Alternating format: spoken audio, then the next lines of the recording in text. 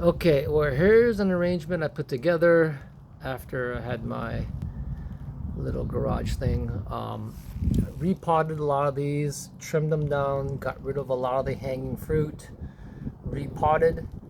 Um, this is one that I decapitated off the mama. Well, not, yeah, I had to. It was just too big, but I got them in this 1 gallon doing amazing in full sun. Check it out. And then this, of course, this I don't know what you call it, like a ship or something I put together. Doing very well. Jade's kicking ass, singing the blues. And then the blue one's doing great. The mint is taking off. Awesome. And of course, here you go. My lily. This is the same succulent in the front that's fiery orange, and it's green here because it's in the shade.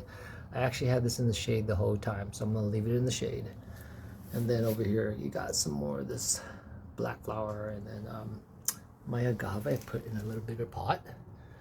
And then of course you got these pyramid funky looking ones. I love this guy. Had this guy for many years hanging out. So I hope you guys enjoy the little entry front door video. Talk to you later. Bye.